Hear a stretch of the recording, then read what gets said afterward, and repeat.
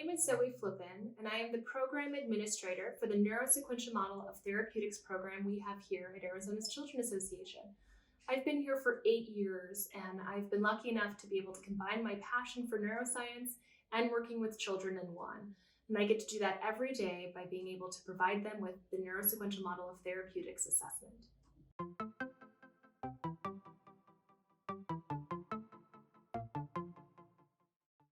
The Neurosequential Model was developed by Dr. Bruce Perry, who is a pioneer in trauma research and its effects on the brain. The NM model is a neurodevelopmentally sensitive approach to clinical problem solving.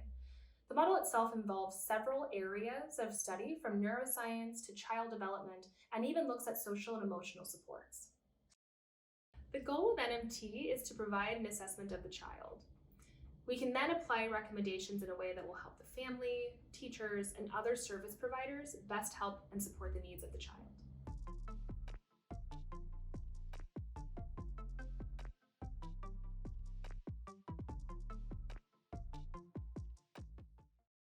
So what is NMT?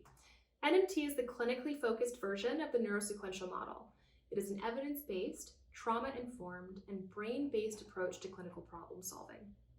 The NMT recognizes that the brain follows a sequential pattern and incorporates current research regarding the effects of trauma and adverse experience on the child's developing brain. The NMT allows us to shift our perspective from what's wrong with the child to what happened to the child. The idea behind NMT is not to label a child with a diagnosis. In fact, it's not a diagnostic tool at all. The idea is that we want to build a picture of what happened to the child in the form of a brain map. And that way we can then support them, not just by their diagnosis, but by their needs.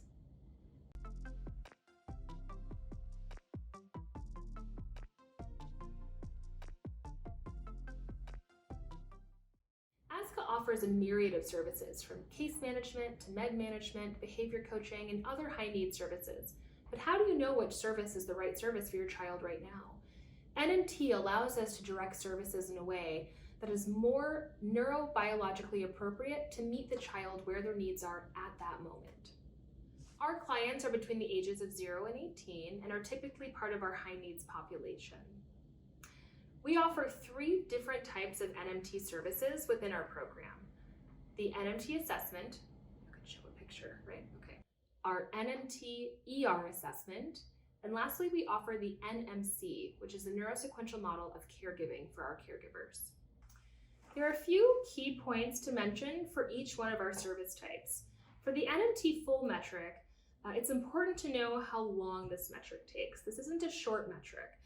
We start with the assessment process. That assessment process is when you meet with your assessor, you begin doing interviews, we have an observation of the client, and then we complete our brain map and write recommendations. After that, we engage in the NMT implementation support. That is a 12-week training that we provide the caregivers as they are engaging in the NMT metric with their child. We also offer the NMC. This is our Neurosequential Model of Caregiving. And this typically happens after the parent has received their NMT metric, have gone through the NMT implementation stages, and are ready to engage with the NMC group. The NMC group is a 7 to 10 week caregiver group. We provide a curriculum where we're introducing the effects of trauma and brain development, and really reframing that thinking of what's wrong with you to what happened to you. Typically, the sessions with the caregiver group are between 90 minutes to 2 hours. We offer these groups every season, spring, summer, and fall. The NMT ER is our most shortened assessment. This assessment usually takes anywhere between 1 to 2 hours. We write recommendations and we present recommendations at a CFT. It does not incorporate any implementation with caregivers, nor does it support the NMC group. So typically what we do with an NMT ER is give that to children who immediately need a therapeutic direction, but without any of that implementation piece that we spoke about before. So far in our NMT program, we have completed over 2,500 assessments, and we have offered NMC courses to over 85 families. These assessments have allowed us an opportunity to build perspective around who the child is, what they've gone through, both in terms of their adverse experience and their relational health. And it allows us to build a perspective around what supports they have or what supports they need in order to help them from a biological perspective.